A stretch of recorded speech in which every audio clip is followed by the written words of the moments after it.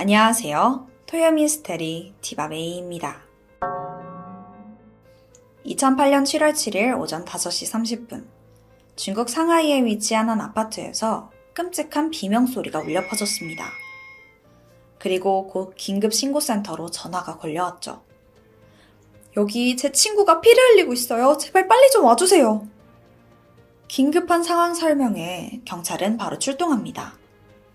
그리고 해당 아파트 4층에서 5층으로 올라가는 계단 사이에서 피를 잔뜩 흘린 채 쓰러져 있는 여성을 발견했죠. 안타깝게도 그녀는 이미 숨을 거둔 상태였습니다. 피해자는 22살이던 캐나다 출신 모델 다이애나 오브라이언이었습니다. 도대체 그녀에게 무슨 일이 벌어졌던 걸까요? 이전에 당시 중국 상황을 좀 알아보자면 2008년에는 베이징 올림픽을 앞두고 급속한 경제 성장 속에 있었어요. 그러다 보니 패션 사업 또한 굉장히 성장세를 띠고 있었죠. 이 상황에 따라서 세계 각국의 젊은 모델들은 기회를 찾아서 이곳 상하이로 몰려들고 있었습니다. 다이애나도 그중 한 명이었고요. 어렸을 적부터 모델을 꿈꾸면서 캐나다와 이탈리아에서 커리어를 쌓아오다가 소속사의 추천으로 상하이행을 결정했던 겁니다. 캐나다의 작은 시골 마을 출신이던 다이애나에게 중국 진출은 너무나 설레는 일이었어요. 언제나 새로운 세상에 대한 갈망이 있었거든요. 이게 또 엄청난 기회가 될 수도 있고요. 그녀는 기대에 부풀어서 6월 24일 상하이에 입국했습니다. 이때 친구 모델 샬롯 또한 함께 상하이에 도착해서 둘이 서로 의지하면서 빠르게 적응해 나가고 있었죠. 바쁜 일정도 소화해냈고 또 주변 동료들과도 활발히 교류하면서 즐거운 시간을 보내고 있었습니다. 하지만 입국 13일째 되던 날 이렇게 끔찍한 비극이 찾아온 거예요. 7월 7일 새벽 친구들과 놀다가 늦게 귀가한 샬롯은 현관문이 살짝 열려있는 걸 발견합니다. 또 다이애나가 문단속 까먹었구나 싶었죠. 그녀는 늘 이곳이 안전하다면서 문을 잘 안 잠그곤 했거든요. 근데 오늘따라 집안 분위기가 좀 이상해요. 마치 누군가가 집을 막 뒤진 듯한 흔적이 곳곳에 있는 거예요. 당황한 샬롯은 다이애나의 이름을 부르면서 집안을 막 샅샅이 뒤져봤지만 그녀의 모습이 보이지 않습니다. 그런데 그때 막 문을 열어보면서 다녔거든요. 순간 손이 축축하다는 느낌이 드는 거예요. 뭐지? 하고 손을 확인해 보는데 이게 피투성입니다. 그러고 보니까 집안 손잡이가 전부 피범벅인 거예요. 이때 거실 바닥을 살펴보는데 핏자국까지 발견됩니다. 그리고 그게 현관문을 따라서 막 이어져 있더라고요. 샬롯은 순간 불안함을 느끼면서 그 자국을 따라 아파트 복도로 나갑니다. 그리고 계단에서 정신을 잃은 채 쓰러져 있는 룸메이트 다이애나를 발견했고 곧장 신고했던 거죠. 이 긴박한 신고에 경찰은 빠르게 출동했고 현장 조사와 동시에 다이애나의 부검에 들어가게 됩니다. 부검 결과 그녀의 사망 추정 시간과 또 사인이 밝혀지는데요. 우선 전날 밤 10시에서 11시 사이에 살해된 것으로 추정됐고 사인은 과다출혈로 밝혀집니다. 다이애나의 몸에는 무려 22곳의 자상이 남아있었죠. 이거 누가 봐도 너무 과하잖아요. 이런 오버킬은 원한에 의한 사건일 때 자주 보이는 방식이에요. 게다가 창문이나 현관문에 침입을 하는 적이 전혀 없었어요. 피해자가 직접 열어준 걸로 보이는 거죠. 이 모든 정보를 토대로 당시 경찰은 면식범에 의한 원한 범죄로 추측했고 주변 지인들에게 탐문을 시작합니다. 하지만 친구들 모두 그녀는 원한을 살 사람이 아니래요. 다이애나는 오히려 다정하고 인기도 많았다는 겁니다. 그러면 이게 면식범에 의한 범행이 아니라는 걸까요? 여기에 뒷받침하듯이 피해자 집에서 노트북, 카메라, 여행 가방 등의 그런 금품들이 사라진 사실이 확인되면서 강도살해 가능성도 제기됩니다. 더불어 다이애나가 극심하게 저항하는 적도 발견됐죠. 경찰은 이게 평범한 사건은 아니라고 생각했어요. 근데 이게 동기조차 추정이 어렵다 보니까 수사가 진척이 없는 겁니다. 그러던 이때 해당 아파트 입구에 CCTV가 설치되어 있는 걸 발견해요. 아쉽게도 내부에는 따로 보안 카메라가 없었지만 그 입구 CCTV면 적어도 수상한 사람이 드나든 흔적 정도는 찾을 수 있잖아요. 경찰은 혹시나 하는 마음에 곧바로 영상을 확인해 보는데 거기서 용의자 한 명을 포착합니다. 한 남성이 사건 추정 시간인 11시쯤 아파트 안으로 들어가더라고요. 그리고 약 50분 뒤에서야 나옵니다. 네, 이게 뭐 생각보다 별거 아닌 것처럼 느껴질 수도 있지만 경찰은 이 남성의 인상착의에 집중했어요. 우선 검은 셔츠 차림이었는데 처음에 들어갈 땐 멀쩡하던 옷이 다시 나올 때는 왼쪽 부분이 막 찢겨진 채로 나오는 거예요. 아니, 아파트에 잠깐 들어갔다 나오는데 옷이 막 이 상태가 돼서 나갈 일이 뭐가 있겠냐고요. 경찰은 이 사람이 분명 다이애나 사건과 연관이 있을 거라고 생각했어요. 앞서 피해자가 격렬하게 저항했다고 했잖아요. 이때 이 남성의 옷이 망가진 게 아닐까 추리한 겁니다. 하지만 한 가지 의아한 점도 있어요. 당시 아파트를 빠져나가는 남성이 빈손이더라고요. 그럼 도난당한 물건들은 이 사람이 가져간 게 아닐까요? 그렇다고 하면 또 이 사람이 범인이다라고 확정 짓긴 어렵잖아요. 그래서 경찰은 또다시 CCTV를 꼼꼼히 살펴보기 시작합니다. 그리고 새벽 4시쯤 같은 남성이 다시 아파트에 나타나는 장면을 발견해요. 이번엔 들어갔다가 여행 가방 하나를 들고 나오더라고요. 그리고 그건 다이애나의 여행 가방과 일치했죠. 네, 이 물건을 훔친 것도 이 사람이었던 거예요. 용의자로 보기에 충분하죠. 경찰은 즉시 남성에 대한 수배를 내렸고 얼마 지나지 않아 아파트 주변 찻집 주인으로부터 제보를 받게 되는데 해당 남성이 보름 전 그만뒀던 직원 같다는 겁니다. 그리고 그에 대한 신원 정보를 제공해줬죠. 하지만 안타깝게도 그건 전부 위조된 신분이었어요. 네, 이 상황에 대해서 조금 더 이해하려면 현재는 개혁된 중국의 호구 제도를 좀 알아야 되는데요. 이게 주민등록 시스템인데 정확히 말하자면 출생지에 따라서 시민의 권리와 복지에 차이를 두는 그런 제도예요. 그러니까 농촌 출신과 도시 출신을 법적으로 완전히 다른 시민처럼 취급한다는 거죠. 특히 농촌 시민들이 받을 수 있는 혜택이 현저히 적고 또 일자리도 별로 없어요. 그러다 보니까 시골에 사는 젊은이들이 돈을 벌려고 상경을 할 때 위조된 신분증을 사용해서 일을 구하곤 한다고 합니다. 한국은 아무래도 주민등록 번호만 있으면 전국 어디서든 자유롭게 이사도 가고 병원도 다니고 또 학교 가는 게 당연하잖아요. 그러다 보니까 이 제도가 좀 낯설게 느껴지는 것 같아요. 어쨌든 지금 용의자도 이 방식으로 신분을 위조해서 찻집에서 근무했던 겁니다. 그렇다면 시골 출신 사람이라는 거겠죠? 그렇다고 해도 이름조차 제대로 모르는 남성을 이 커다란 중국에서 찾는다는 게 진짜 모래에서 바늘 찾는 수준이에요. 근데 이때 그 찻집 주인이 한 가지 더 도움이 될 만한 정보를 알려주는데 그 남성이 자주 사촌과 함께 이 찻집에 방문을 했대요. 그리고 그 사촌은 후저우시의 아동복 공장에서 일을 했다라는 이야기를 들었다는 겁니다. 이 단서를 토대로 경찰은 거기 근처의 아동복 공장을 샅샅이 수색했고 마침내 그 사촌의 신원을 특정해낼 수 있었죠. 그리고 얼마 안 가 수상한 남성, 그 용의자의 정체도 밝혀내게 됩니다. 그렇게 사건 발생 3일 후인 7월 11일, 용의자 남성은 체포됩니다. 그의 정체가 좀 충격적이었는데요. 놀랍게도 그는 겨우 18살이던 천준이에요. 경찰은 이 잔혹한 사건을 벌인 범인이 어린 소년이라는 게 정말 도저히 믿겨지지 않았다고 합니다.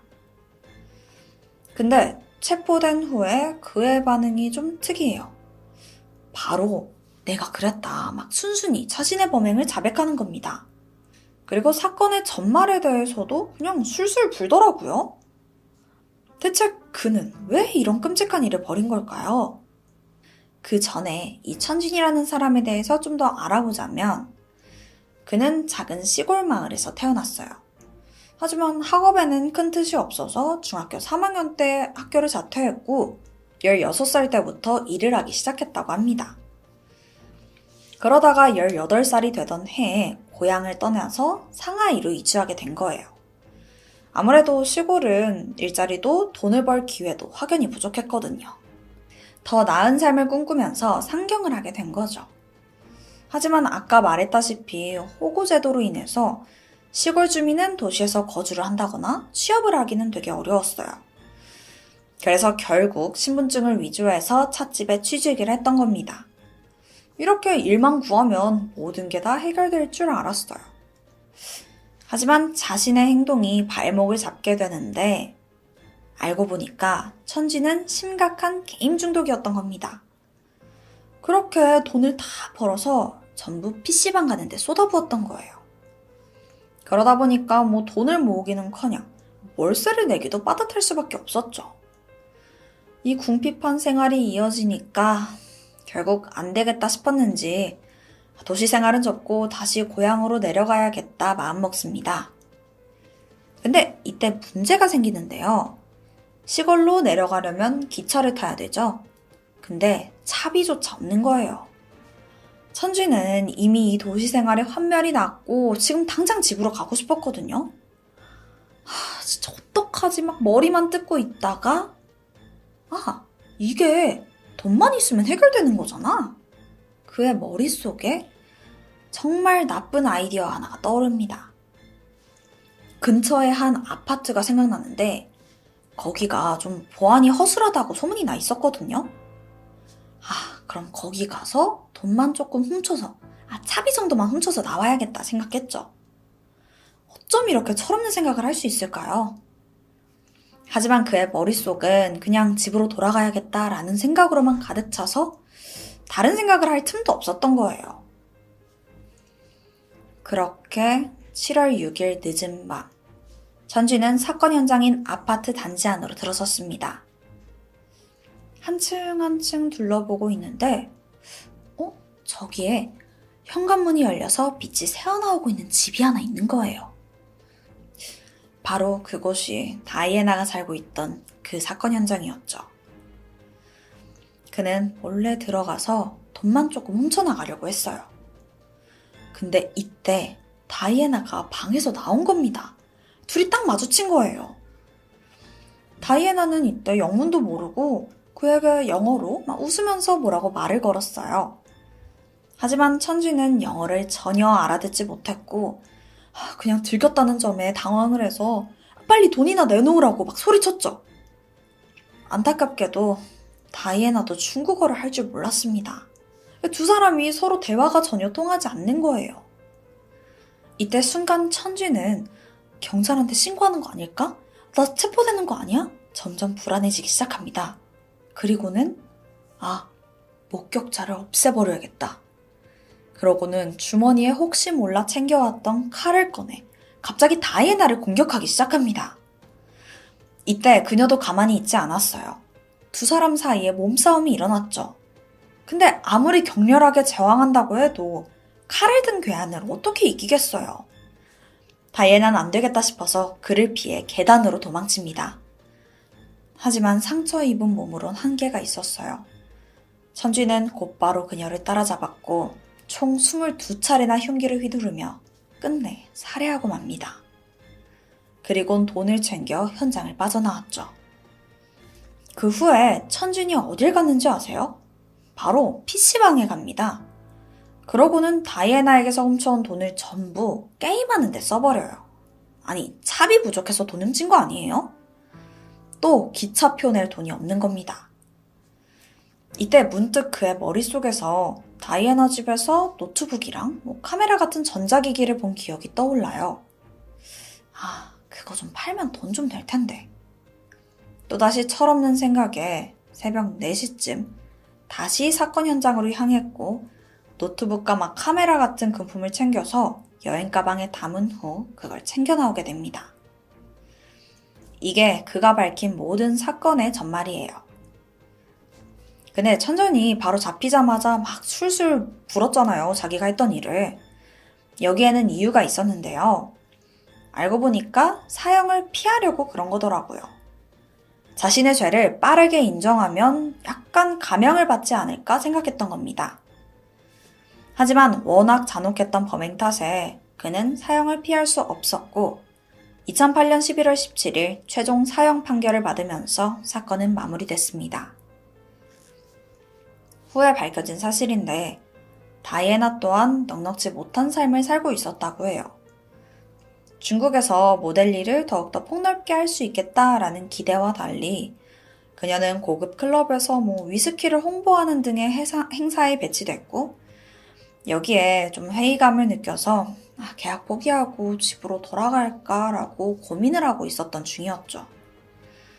알고 보니까 그녀가 계약한 회사가 모델들에게 과도한 비용을 청구하면서 제대로 된 일도 주지 않는 좀 나쁜 기업이었다고 해요. 이 이야기를 들으니까 더욱더 속상하더라고요.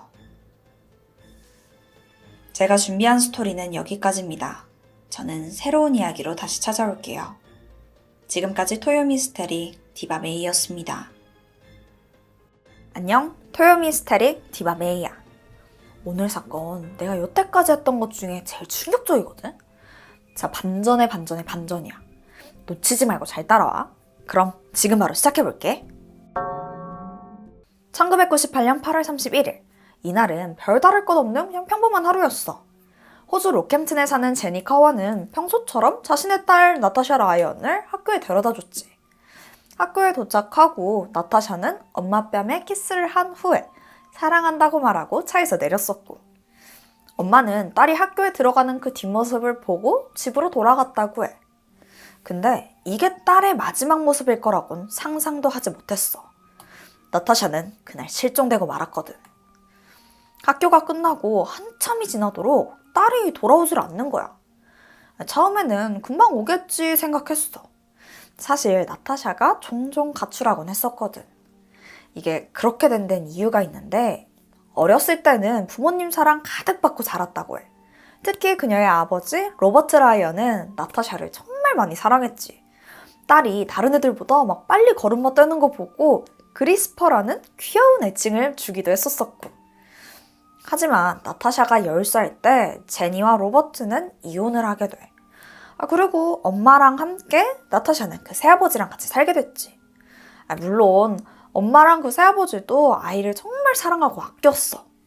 하지만 어린 나이에 부모님의 이혼은 너무나 큰 상처였던 거야. 그때부터 방황하기 시작했대. 중학생이 된 후에는 더 심해졌었고 마약에 손을 대기도 하고 자살 시도를 하기까지 해.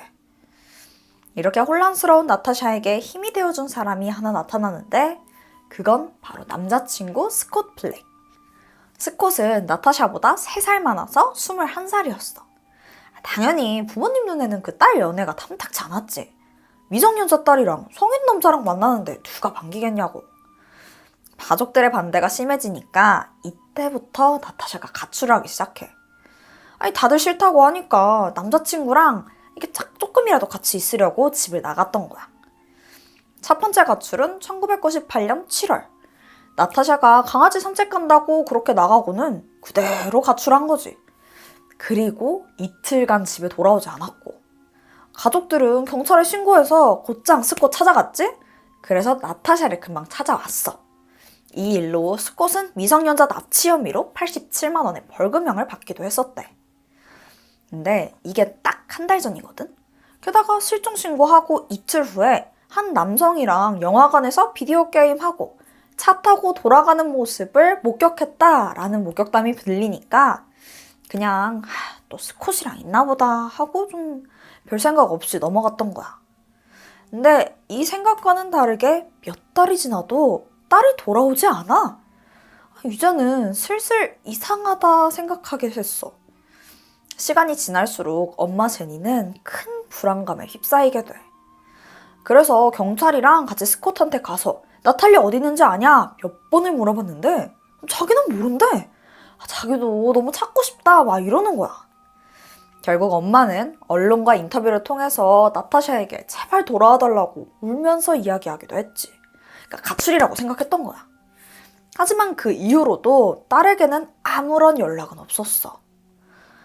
한 달, 두 달, 1년 이렇게 시간이 지나면서 그녀가 살아있을 거라는 희망은 점점 희미해져가. 게다가 나타샤는 실종 이후에 로캠튼 지역에서 3명의 여성이 연달아서 실종되는 그런 사건도 발생했었거든. 피해자는 36살이던 베벌리 레고, 39살이던 주리던 터너, 19살 실비아 마리아였어. 나타샤부터 3명의 실종자까지. 경찰은 이 짧은 기간 내에 같은 지역에서 연달아 실종한 게 이건 절대 우연일 리 없다면서 이게 동일범의 소행일 거라고 생각했어. 그러니까 연쇄 납치범, 더 나아가서는 연쇄 살인범의 범행이라고 생각했던 거야. 상황이 이렇다 보니까 나타샤의 가족들도 희망을 잃어갈 수밖에 없었어.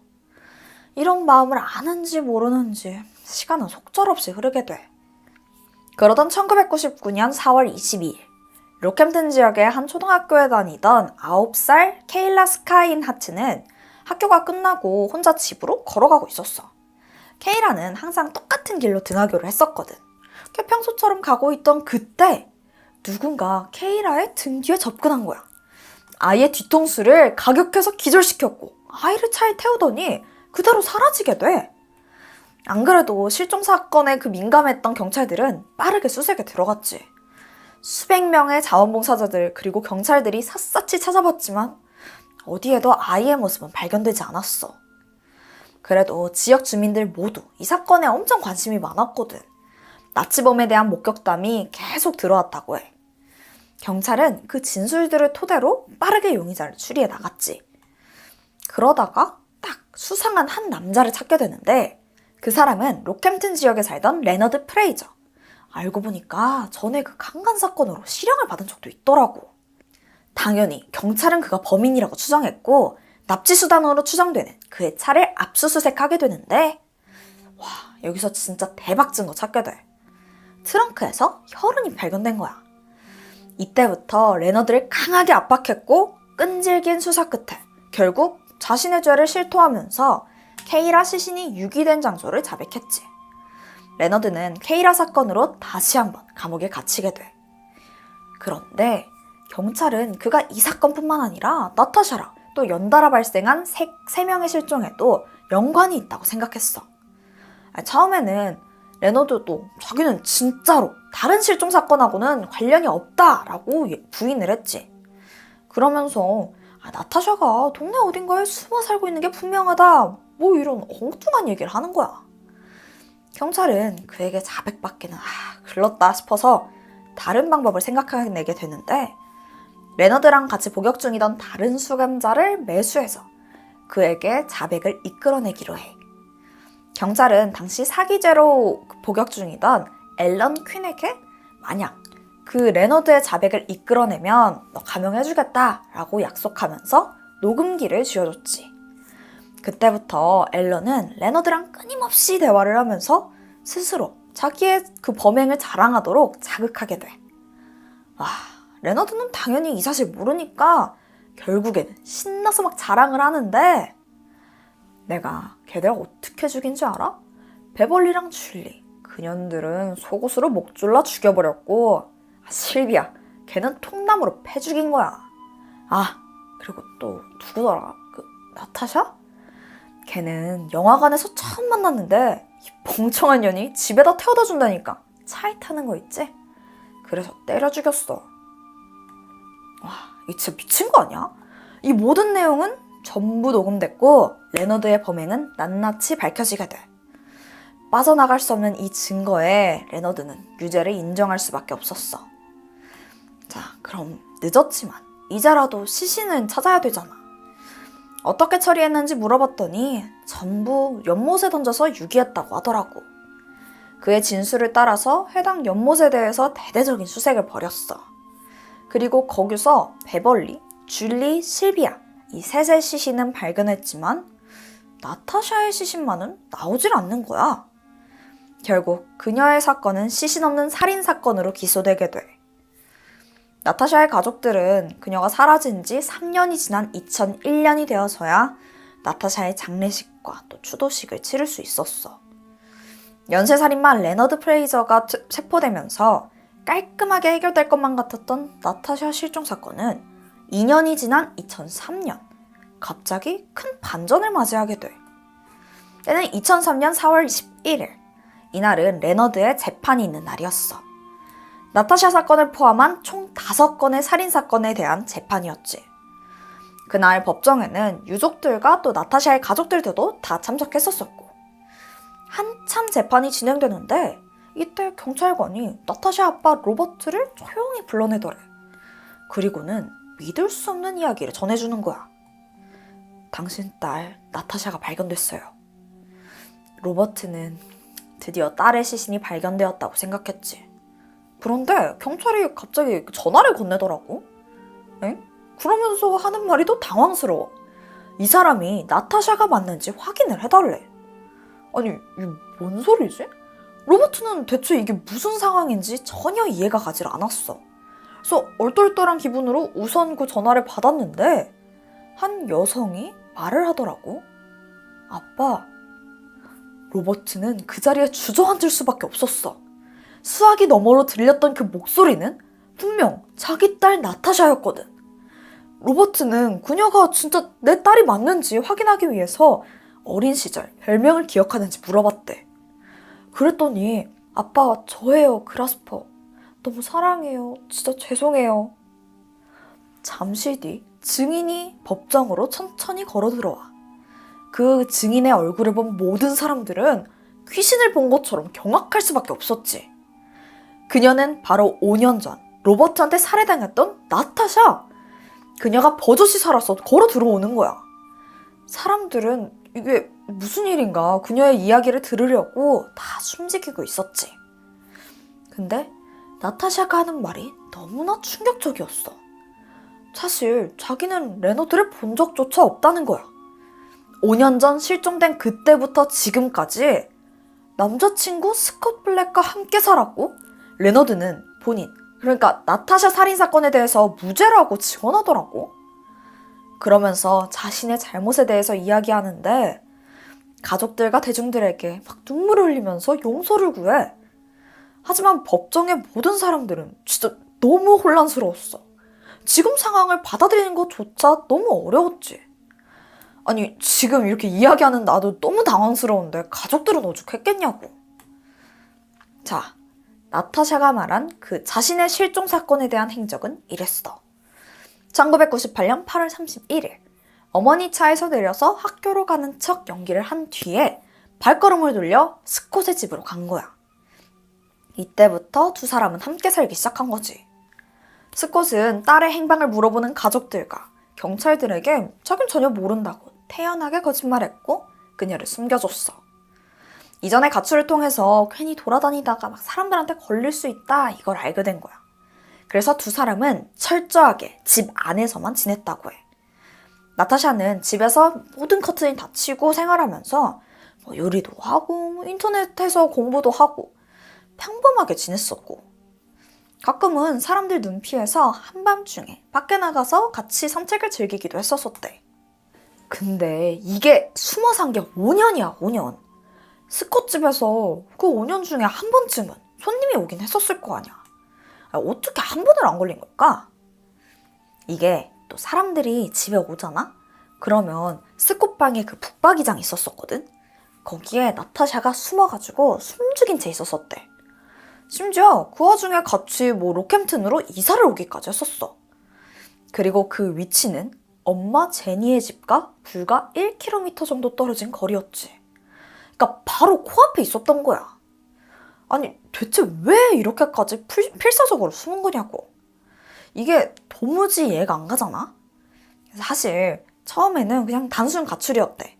근데 이게 하루가 지나고 일주일이 지나고 1년이 지나니까 밖에서 갑자기 경찰이 자기 찾는다고 난리고 일이 점점점 커지는 거야. 이게 겁이 나는 거지.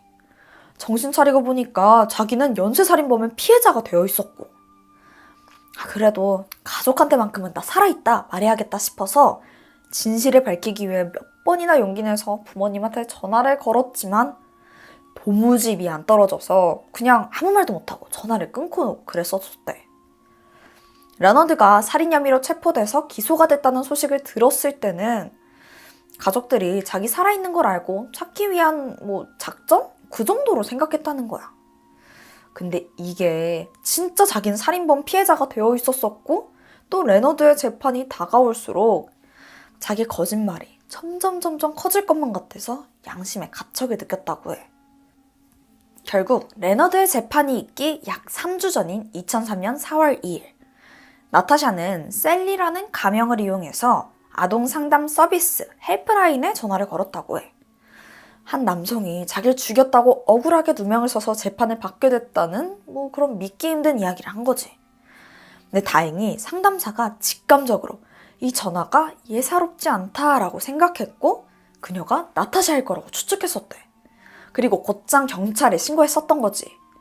그리고 그 와중에 경찰서에 한 통의 편지가 도착했는데 그게 익명의 편지였지만 누가 봐도 나타샤가 보낸 게 틀림없어 보였어.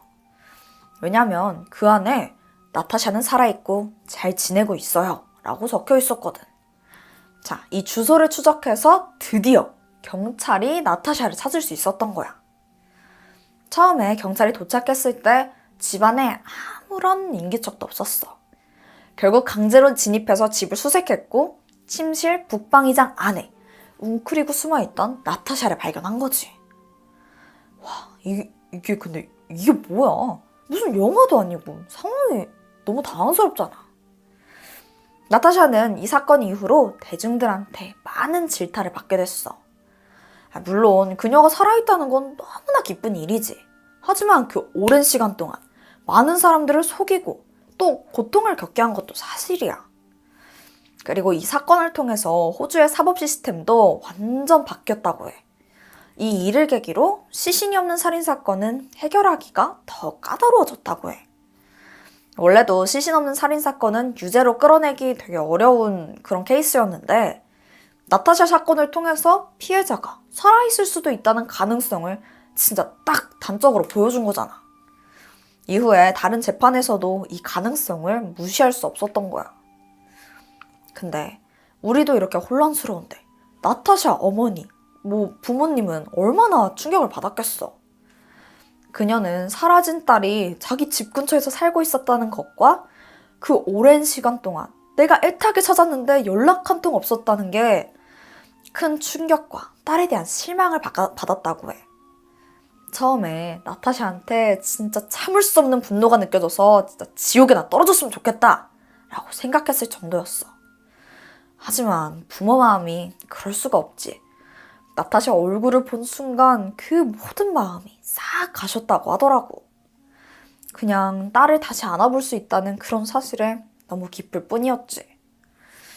한편 나타샤의 남자친구 스콧은 그녀의 행방에 대한 거짓 증언을 한 죄로 징역 3년을 선고받게 됐어.